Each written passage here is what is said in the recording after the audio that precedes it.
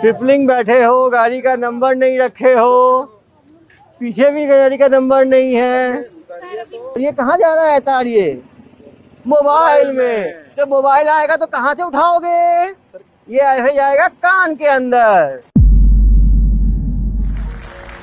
मैं छत्तीसगढ़ काडर का 2013 बैच का आईपीएस अधिकारी हूँ। बिहार के एक छोटे से गांव बेगूसराय जिले के चेरिया बरियारपुर से जन्मा। 40 साल की अपनी लंबी जर्नी के बारे में आपको बताना चाहता हूँ। बहुत लोग पूछते हैं सर आपने एमबीबीएस किया, देश के प्रीमियर इंस्टीट्यूशन से एमडी किया, फिर अचानक आप यूपीएससी की तरफ क्यों चले गए? तो मैं उन लोगों को बोलना चाहता हूँ कि आदमी जो चीज़ सीखता है वो जिंदगी भर वो काम आती है। जब मैं एमडी साइकेट्री कर रहा था एम्स की, तो मैंने देखा कि काफ़ी लोग मेरे पास आते हैं ट्रीटमेंट के लिए। मैं देखा कि एडिक्शन के कारण, हीरोइन एडिक्शन के कारण एक बाप ने अपनी 15 साल की बेटी को बेच दिया पैसे के लिए। जब इन चीज़ों को मैंने देखा तो मैंने कहा इस नशे को दूर हम केवल इलाज से नहीं कर सकते। जब तक हम ग्राउंड में जाके उनकी समस्याओं को ना समझें और एक होलिस्टिक चीज़ें काम ना करें, तब तक वो चीज़ चेंज नहीं हो सकता। मैंने देखा किस तरह रोड पे एक्सीडेंट होता है। जब मैं न्यूरो सर्जरी में 3 महीने की पोस्टिंग में था, डेली 8 से 10 लोगों को मरता हुआ देखता था। और मैंने देखा कि इनको यदि बचाना है तो हॉस्पिटल में रह के तो बहुत कम कंपोनेंट में बचाया जा सकता है। यदि हम फील्ड में उतरें, उनको समझाएं कि क्या हेलमेट की आवश्यकता है, क्या सीट बेल्ट की आवश्यकता है, क्या रोड डिसिप्लिन की आवश्यकता है, तब जाके हम एक्सीडेंट्स को सचमुच कम कर पाएंगे। और मैंने डिसाइड किया कि मैं सिविल सर्विसेज की तरफ जाऊँगा। बहुत लोग बोलते हैं कि हम हर चीज़ की एक उम्र होती है, लेकिन पढ़ाई की कोई उम्र नहीं होती। मैंने 2012 में अपनी तैयारी शुरू की। एमबीबीएस मैंने 2004 में कंप्लीट किया। 8 साल बाद मैंने तैयारी शुरू करी और मैंने ऑप्शनल अपना मेडिकल साइंस रखा, जिसको मैं 2004 में छोड़ दिया था। और कभी ये ना सोचें कि मेरा एक अटेम्प्ट बचा है। जब मैंने यूपीएससी की तैयारी शुरू की तो 29 ईयर्स का हो गया था। उस टाइम 30 का एज लिमिट था। एक अटेम्प्ट मेरे पास था। बहुत लोगों ने बोला यूपीएससी तो एक बहुत ही रिस्की एग्जाम है, एक अटेम्प्ट में क्या हो जाएगा, क्यों अपने करियर को छोड़ के इसमें आ रहे हो? यदि जिंदगी आपको एक मौका भी देती है तो वो बड़ा मौका है।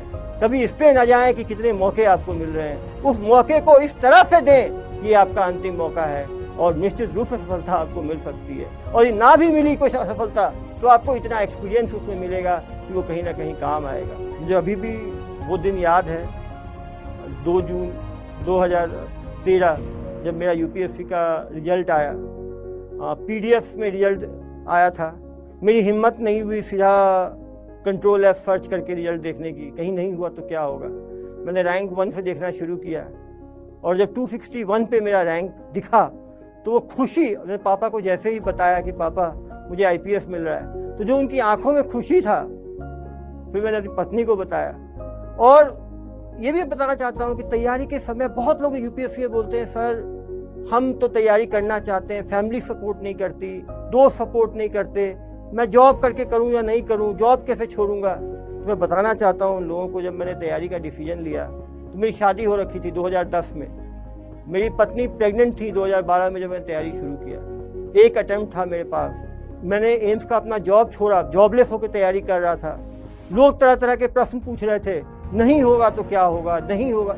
आप इस चीज़ से कभी ना डरें, नहीं होगा तो क्या होगा, नहीं होगा तो कुछ और होगा, नहीं होगा तो कुछ, हर आदमी कुछ ना कुछ करेगा। हम ये नहीं होगा से जो परेशान होते हैं और परेशान होते चले जाते हैं, फिर ठीक है तैयारी नहीं कर पाते। और जो ये मेहनत से जब मैंने तैयारी की तो हर चीज़ पॉजिटिव हुआ। मेरा सिलेक्शन भी हुआ, प्यारा सा बेटा भी हुआ, फैमिली भी खुश हुई। तो यदि हमें परिवार वालों को खुशी देना है तो उसके लिए खुश होकर तैयारी करना पड़ेगा। जब मैं भारतीय पुलिस सेवा मुझे मिला तो फिर मैंने छत्तीसगढ़ काडर मुझे अलॉट हुआ। काफ़ी लोग मुझे सहानुभूति देने लगे, यानी तुम्हें छत्तीसगढ़ काडर मिल गया, वहाँ तो नक्सल है, वहाँ तो ये है। कुछ मजाक उड़ाने के लिए बोल रहे थे, कुछ सहानुभूति देने के लिए दे। मैंने हमेशा ये चीज़ सीखा है कि हमें कुछ सहानुभूति पे कभी खुश नहीं होना चाहिए। जब मैं फ्रैक्चर भी हुआ, मैं नगराता भी था, तभी लोग सहानुभूति देते थे। इंडिया में लोग सहानुभूति में भी उपहास की तरह देते हैं। तो हमें खराब फील नहीं करना चाहिए। हाँ, यदि कुछ हुआ है तो हमें फेस करना चाहिए और आगे बढ़ना चाहिए। काफ़ी लोग मुझे बोले तुम दिल्ली छोड़ के वहाँ क्यों चले गए। मैंने कहा आदमी की काबिलियत की परख तब होती है जब हम एक्सट्रीम कंडीशंस में, जब हम एडवर्सिटी में काम करें। और एडवर्सिटी में काम करने पे ही जो है आपकी पर्सनैलिटी के सारे गुण निखरते हैं। तो कभी भी एडवर्सिटी को आप अपॉर्चुनिटी के रूप में लें। जो चीज़ आपको मिला है, जो चीज़ अपना है, उस पर आप प्राइड फील करें।